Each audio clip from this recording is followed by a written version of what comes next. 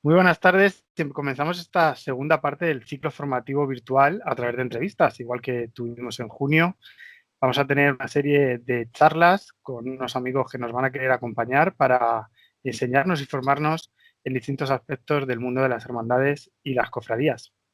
Hoy vamos a hablar con Alejandro Romero de Murcia. Nos vamos a Murcia de nuevo para hablar de hermandades. Muy buenas tardes, Alejandro. Buenas tardes, Iván. Buenas tardes a todos los cofrades. Encantado de saludarte. Igualmente. Alejandro Romero Cabrera es historiador del arte por la Universidad de Murcia y guía oficial de turismo de la región de Murcia, cantante religioso y lírico, componente de diversas cofradías de Pasión y Gloria de Murcia y de Valencia, y miembro de algunas de sus juntas directivas. Es habitual ponente en ciclos y charlas de temática artística y religiosa, así como colaborador habitual de numerosas publicaciones cofrades en Murcia, Sevilla y Elche.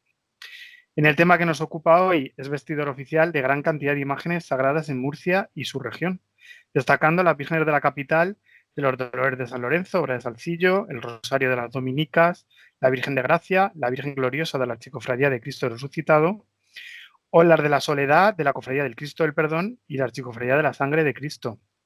Continuamos a hablar de una cosa muy importante para Madrid, tanto que pertenecemos a las Castillas, como es el luto castellano o la Virgen de Luto, que ahora se está poniendo otra vez de moda y está otra vez intentando recuperarse con mucha fuerza.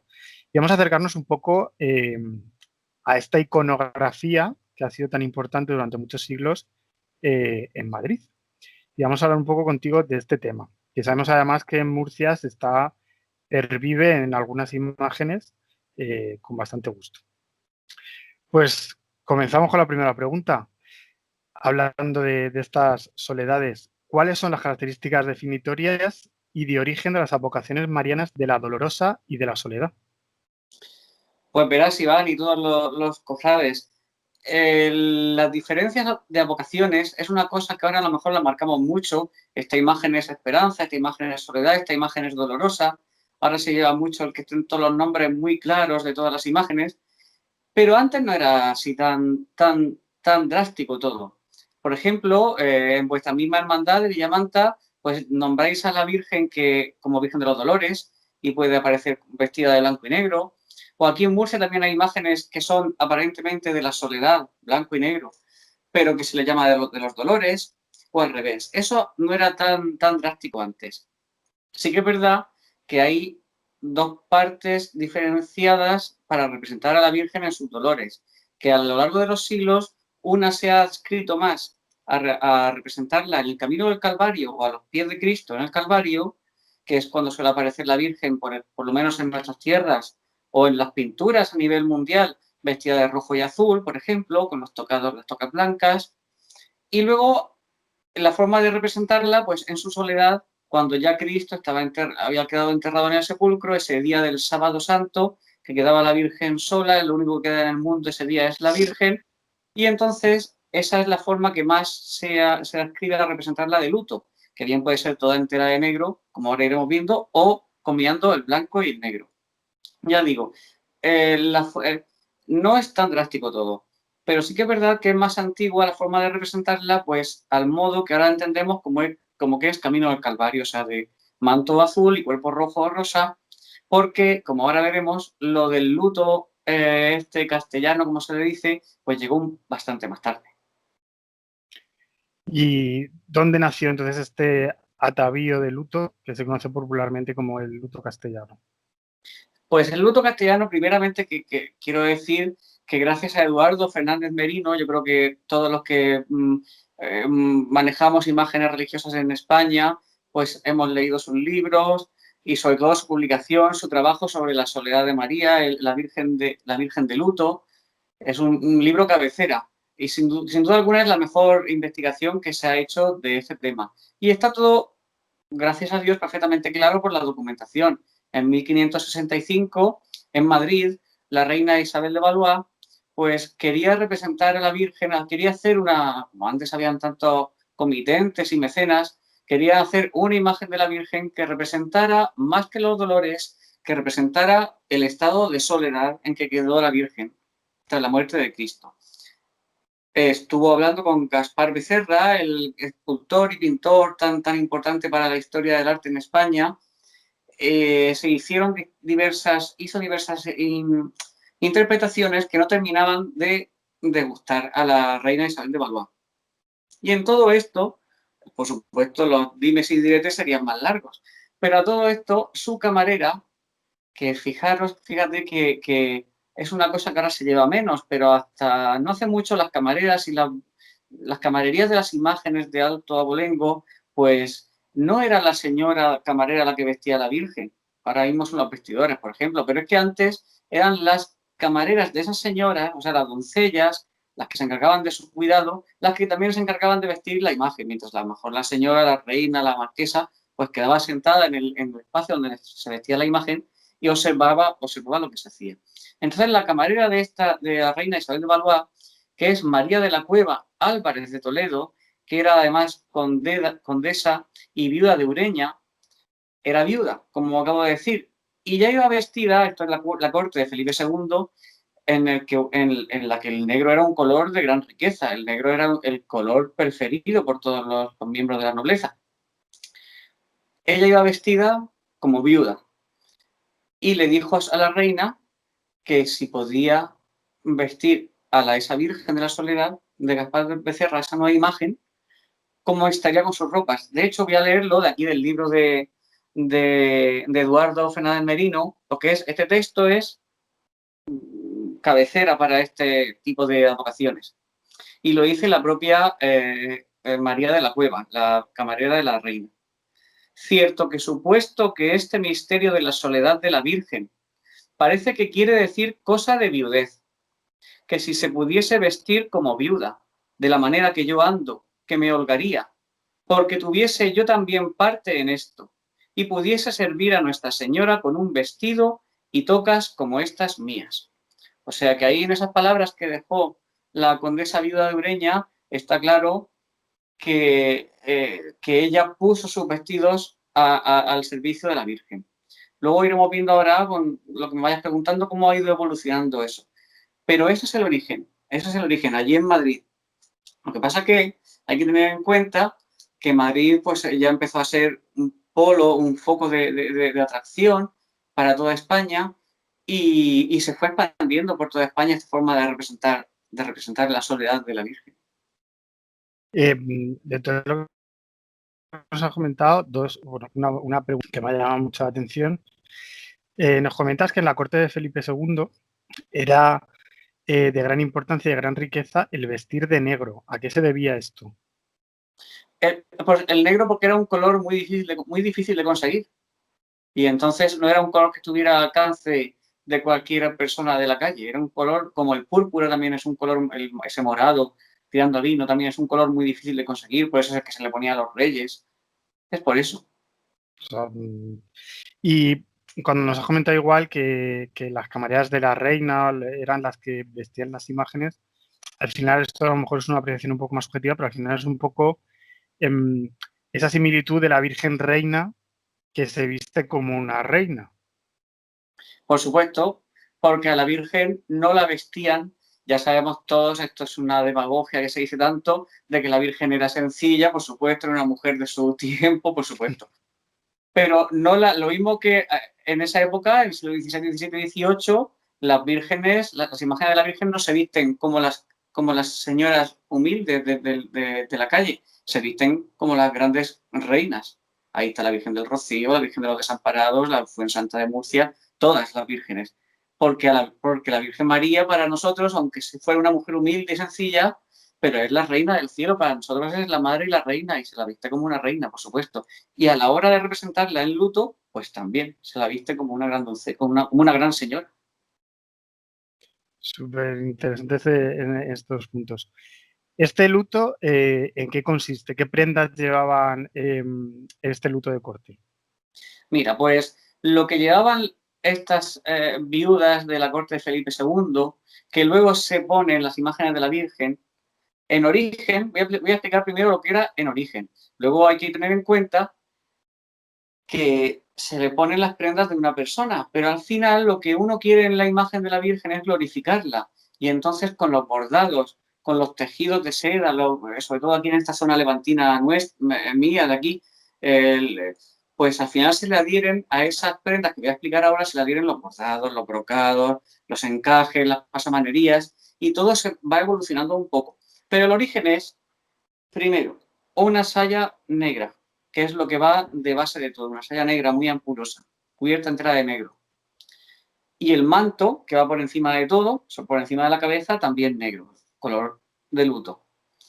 Pero luego, si vemos las imágenes de la Soledad, no sé si verá aquí la que tengo por aquí puesta, la Virgen de la Soledad de aquí de Murcia, de la Cofradía del Perdón, pues siempre se le suele ver muchas veces o toda entera de negro o con la parte central de blanco. El blanco también es un color de luto para la tradición hebrea. Pues bien, este blanco corresponde a las tocas que se ponían. Era una especie de asimilar la vestimenta de viuda a la vestimenta de monja, porque ya es las mujeres que quedaban viudas, pues quedaban consagradas prácticamente al Señor, como si fueran una monja más.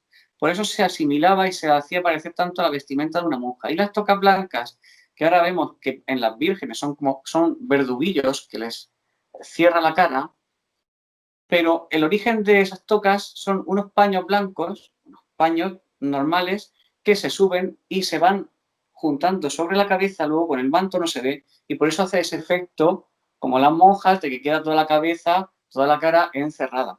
Incluso en las mangas también se ponían unos paños que no eran mangas hechas blancas, sino unos paños blancos que sobre la saya negra que hay por debajo se colocaban. Esas tocas cuanto más alta era la dignidad de la mujer que la llevaba, si era nobleza, burgués, bueno, ya lo sabemos, más largas eran, pero nunca llegaban hasta abajo del todo. Siempre se veía por debajo de las tocas blancas un trozo de la saya negra.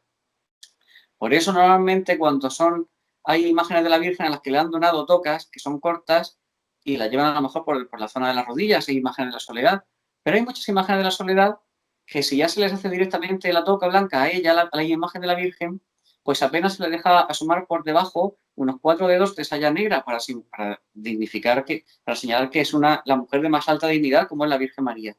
Eso, por ejemplo, ese detalle, muchas personas, sin ningún ánimo de hacer mal, piensan que es porque la saya blanca se ha quedado corta, que no se tiene que ver, y es un detalle iconográfico que se está perdiendo por completo.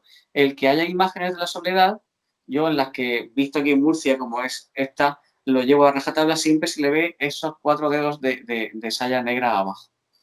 Las tocas blancas fueron evolucionando en las vírgenes hacia los verduguillos, que son como un lienzo entero, desde la frente hasta los pies, en los que va el óvalo de la cara con puntillas que se ajusta con cintas a la cabeza y luego todo hacia abajo como un escapulario y ya unas mangas blancas puestas. Eso es la evolución de las tocas de las viudas, que eran simplemente unos paños blancos, cuanto más digna la señora, más largos, que se cogían y se anudaban aquí arriba. Luego, para remarcar más ese estado de viudez y de ser fieles esas mujeres a su esposo difunto y al Señor, se ponían aquí en las muñecas, que esto en algunas recreaciones de la Virgen de la Soledad, cuando se hacen más de forma más arqueologista y más purista, se ponen, yo a veces lo he puesto, y Eduardo en sus trabajos y en las fotos que hay de Gaspar de Becerra se ven unas cintas de terciopelo aquí en las muñecas y también al cuello, como cerrando más la persona de esa mujer a todo lo que hay por fuera. Luego se le podía añadir un rosario, siempre pendiente del cuello de los rosarios. Hay que ver los cuadros de la Virgen de la Paloma allí en Madrid y tantas reproducciones que hay, que siempre lleva un rosario de cuentas negras colgando del cuello. Ya, eso es en cuanto a una viuda que se le pone a la Virgen, pero ya siendo la Virgen, pues es muy interesante decir, no sé si me estoy alargando mucho con esta pregunta. No. Es muy interesante decir que, como es la Virgen, pues se le añaden las diademas de plata. Se le añaden, la Virgen de la Soledad, mira, una dolorosa, por ejemplo, la de Salcillo, de aquí de Murcia, si la tienen en mente los cofrades, va vestida con un manto azul, un cuerpo rojo, puesto de forma muy natural, con su toca blanca, porque está representando ese momento de que la Virgen está al pie de la cruz en el Calvario, andando por el camino del Calvario. Sin embargo, las representaciones de la soledad de la Virgen a veces es más bien como una exposición. La Virgen funciona como un volumen expositivo de lo que ha sufrido el Señor, de la pasión del Señor. Y por eso, aparte de que se le representa con el triángulo, que ya sabemos que el triángulo no es una forma de querer lucir bordados y todo esto. El triángulo de las imágenes, que a veces se critica tanto, es una forma de hacer la forma divina, el triángulo de Dios, porque ella es el primer sagrario de la humanidad. Pues es un volumen expositivo, se le pone la corona de espinas en las manos, se le pone el sudario en las manos, el rosario, se le ponen saliendo de aquí del centro de las manos, aquí se ve mucho por el levante, se le pone los puñales saliendo, o el corazón con los puñales, en fin, que es, y todo puesto en una cosa frontal, el triángulo, es casi como, y obviamente eso no es una imagen real de la Virgen en ese momento, la Virgen, no iba a ir la Virgen con todo eso puesto así. Es una forma de que la Virgen sea como, incluso a veces, se ha llegado a ponerle a la Virgen como estolas, también Eduardo lo hace, yo también lo he hecho a veces, lo que pasa es que eso es muy poco comprendido, estolas negras, como haciéndola aparecer como una sacerdotisa, como que ella es la que entrega como el sacerdote, que es que esto es muy profundo, como el sacerdote en la Eucaristía hace ese sacrificio del pan y el vino, pues como que la Virgen lo está entregando igual que el sacerdote en la Eucaristía. Y a veces sobre las tocas blancas, se ven muchos grabados, se coloca una estola negra cruzada a la Virgen. O sea que fíjate, el tema de la soledad es increíble, ya digo, es como una exposición de la pasión de Cristo en ella. Y estas atuendo que hemos hablado con todos estos componentes, la mayoría de ellos como, bueno, muchos de ellos, como has dicho, simbólicos, ¿cómo ha evolucionado a lo largo de los siglos? ¿De qué manera lo vemos ahora? Pues ha evolucionado sobre todo teniendo en cuenta las características de cada región. En la zona de Madrid, pues se ven muchos, sobre todo gracias a la Virgen de la Paloma, a los cuadros, hay tanta, la Virgen de la Paloma y toda la serie de representaciones que hay cientos de ese icono, pues allí parece que se ha ido conservando más, lo más apegado a la tradición de la corte. Aquí en el Levante se ha optado más a lo largo de los siglos por ese carácter expositivo de que la Virgen, por ejemplo, aquí en el Levante, cuando se le pone a la Virgen el sudario en las manos, se pone el sudario estirado, cogido, no caído, es todo muy, muy expositivo. Se han utilizado mucho en la zona de Levante los tejidos, ya que en esta zona es tan importante las sedas, los brocados, los espolines, pues aquí se le han adherido a la Virgen de la Soledad los grandes mantos bordados, porque actualmente ya la tradición del bordado se ha quedado más en Andalucía, pero la Comunidad Valenciana y Murcia con Lorca tenían unos talleres de bordado verdaderamente impresionantes. Y entonces hay grandes mantos bordados, estoy acordando de Castalla, por ejemplo, en la provincia de Alicante, en Valencia, en la iglesia de El Salvador, grandes mantos bordados muy libantinos o grandes mantos hechos con telas, por ejemplo, de la Casa Garín de Valencia, esa gran casa de espolines. Luego, en la zona de Andalucía, la evolución es muy clara hacia los bordados, por supuesto, allí se ven menos tejidos, y sobre todo hacia el tema de los tocados. Allí, pues, es muy tradicional ya en el siglo XX, porque hay que pensar que Andalucía, el tema de los tocados tan abiertos y tan grandes, ves fotos antiguas de la Macarena, la Esperanza de Triana y de todas ellas, y no iban tan como van ahora. Todo ha ido evolucionando, pero en Andalucía, pues han ido también, por ejemplo, pensamos en la Soledad de San Lorenzo, en Sevilla, pues va de negro, pero en vez de llevar los verduguillos tan castellanos o que se ven por ahí por el Levante, pues lleva su rostrillo hecho con encajes. En la zona, por ejemplo, está la zona de Galicia, muy interesante, el norte, que se ha mantenido muy fiel también a esa estética, quizá por el carácter propio de aquella zona, esa estética propia del luto. Hay que reseñar el caso de Zamora, muy importante, de la Soledad de Ramón Álvarez. Es una imagen, aparte de que es una imagen, una talla sublime, cómo ha cogido también el estilo de vestir de viudas, pero no tanto ya como la de la corte de Felipe II, sino como de una viuda más de los años 20. Si pensamos en esa Virgen de la Soledad de Zamora, que lleva esos verduguillos por medio del pecho, con el lazo aquí en el lado del pecho, en los mantos de forma más natural. así se ve como en cada región en cada zona de España ha ido evolucionando de una forma distinta. Pero siempre se conserva en origen lo del blanco, el negro, siempre se conserva. Luego yo quería decir una cosa, es muy importante que en cada región todas estas evoluciones mantengan sus diferencias. Porque si queremos copiar siempre, por ejemplo, a Sevilla, pues al final la estética propia que se ha ido forjando en cada región a lo largo de los siglos, pues desaparece. Porque lo que se trata a la hora, según mi modo de ver, cuando se visten las imágenes, y yo que lo hago, y lo tengo siempre en cuenta, no hay que tener tan en cuenta el gusto personal a la hora de vestir una imagen como la historia iconográfica que lleva a sus espaldas. Tiene que primar más siempre la historia iconográfica más que el gusto personal, porque cuando nosotros pasemos, pues la imagen tiene que seguir ahí. Y los que vengan después de nosotros, lo mismo que nosotros la hemos recibido con esa estética, pues tienen que recibirla así también. Es una postilla. Y ahora actualmente hay muchas imágenes porque, bueno, la iconografía en cuanto a la escultura de la Soledad de Victoria Gaspar Becerra era una virgen de rodillas, con la cabeza más bien caída hacia un lado, con las manos juntas. Actualmente sí que es verdad que hay muchas imágenes que han perdido, tanto en Madrid como en Castilla, un poco de esa iconografía, pero se han actualizado un poco a estos tiempos del siglo XXI, que está un poco enlazado con la pregunta anterior. Va un poco enlazado a este siglo XXI.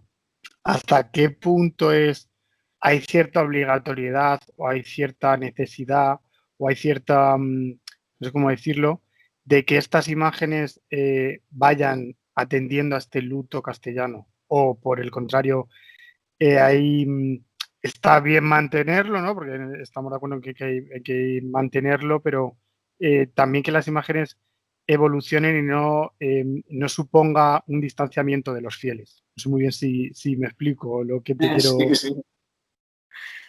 Pues es complicada, es complicada la pregunta. Por aquí ya entran mucho los criterios personales y todo eso. Pero sí se puede. Vamos a ver. Es que esto van los criterios personales. Una imagen que representa a la soledad, si queremos que siempre represente a la soledad, pues hay que intentar mantener por lo menos un hilo conductor siempre para no ponerla. Es como si a la Dolorosa de Salcillo, que es de Murcia, que es tan mítica, que es un icono que se ve en las mentes, de repente la representáramos vestida con un verduguillo. O como si a la Virgen yo hablo de casos de Murcia, pero bueno, puedo poner otros casos también, pero por ejemplo la Virgen de la Sí, Fuensanta, sí. que todo el mundo la conoce con el rostrillo de plata y el pelo de tirabuzones por detrás. Si apareciera de repente sin el rostrillo, a lo mejor para muchas personas de la población ya no sería la Virgen de la Fuensanta o la Virgen de los Desamparados de Valencia, que es tan peculiar, con ese resplandor detrás, las pelucas esas que lleva como una manta encorvada. Si alguno de esos rasgos tan definitorios no estuvieran de repente, seguramente habrían personas, a lo mejor no del mundo tan intelectual así de las cofradías, que dirían, o no la reconocerían, o dirían, esta no es la Virgen de la Fuensanta. Sí que es verdad que todas las imágenes no son tan icónicas como la Virgen de los Desamparados, la Virgen de la Fuensanta, la Virgen de la Paloma de Madrid, la Virgen de Pilares, todas no son tan icónicas. Parece que a lo mejor transformar a una imagen más de una devoción más reducida no conlleva tanto problema como transformar una imagen de estas. Eso también es verdad. Pero siempre es bueno que se mantenga, no es obligado, pero si estamos ante una Virgen de la Soledad o de los Dolores, pero vestida así con el luto, pues ella representa esa soledad todo el año, no la representa solo el Sábado Santo. Ese trasunto de la Virgen todo el año nos está llamando a pensar en la soledad. Se pueden hacer, se puede hacer lo que quieras, esto es así, cada uno puede hacer lo que quiera, pero se pueden tener ciertas alicientes, no, se pueden tener ciertas licencias, pues para ir también innovando, porque también hay que pensar que si ahora vestimos, por ejemplo, imágenes de la Virgen al modo barroco, con corpiño y con lazos en el manto, como es tan típico de Murcia, eso se está haciendo desde el siglo XVIII, pero en el siglo XVIII eso se innovó, eso se añadió. Antes vendrían vestidas de otra forma. Obviamente ahora no vamos a innovar vistiendo a la Virgen con telas vaqueras o con cosas. Eso está claro que es que el concepto cambió. Que a veces se dice también, ¿y por qué no se ha seguido? Es que obviamente el concepto cambió. Pero sí se pueden hacer, pues, dentro de esa línea clásica, algunas reformas o algo. Yo, por ejemplo, tengo el caso aquí en Murcia, que me encargo de ella también, de la soledad de la Chicofradía de la Sangre, de la popularmente conocida como los Colorados, el Cristo de la Sangre de Murcia, que es una imagen contemporánea de Antonio Campillo, una imagen, pues, así entre comillas, muy complicada porque es una concepción totalmente contemporánea, no es la clásica Virgen de la Soledad así, es otra cosa. Y entonces, pues, a la hora de vestirla, que hace poco se le cambió todo la indumentaria, cambiaron las camareras y yo seguí, pues lo que hicimos entre el que la cosía y yo, pues creamos una forma nueva de vestirla. Va dentro de su concepción del negro, del luto, todo esto, pero lo mismo que la imagen del escultor la concibió de una forma totalmente rompedora, pues nosotros también lo hemos hecho con la ropa. Como por ejemplo que el manto va sobre los hombros en vez de por la cabeza, unas mantillas blancas y negras. Bueno, quiero decir que se pueden, también hay que ver según la imagen. Esta imagen es moderna. A lo mejor yo te digo una imagen clásica, como por ejemplo con esta de la soledad del perdón, no lo haría, porque es también una imagen muy icónica de aquí de Murcia, de ese barrio de San Antolín. Es que esta pregunta da para muchas respuestas. No, pero está bien los datos que nos has dado, ¿no? Los inputs, como se dice ahora, que nos has dado, ¿no? De esa evolución que van teniendo las vestimentas de las imágenes y que en muchos casos por el camino se han perdido elementos de este luto castellano, que el luto castellano yo entiendo que tiene que ser completo, no podemos poner una cosa así pero otra no, o sea, no puedes hacer un luto castellano vistiendo a la Virgen de Negro pero sin el rostrillo, sin el verdugo, o no podemos poner el verdugo pero a la Virgen la ponemos de unos colores muy... Si quieres hacerlo bajo la descripción del luto castellano, no, obviamente, si quieres Claro, hacerlo... tienes que hacerlo con todos los elementos Claro, como claro. tiene que ser y que luego la natural evolución, como tú has comentado, de la vestimenta de las imágenes, ¿no? Que las imágenes evolucionan en sus vestimentas y evolucionan sobre todo a la hora de presentarse a la gente, porque al final no tenemos que olvidar que una imagen de vestir nunca está completa hasta que no está vestida, que la vestimenta es la segunda parte de la imagen y que lo que tienen que hacer las imágenes es atraer a la gente.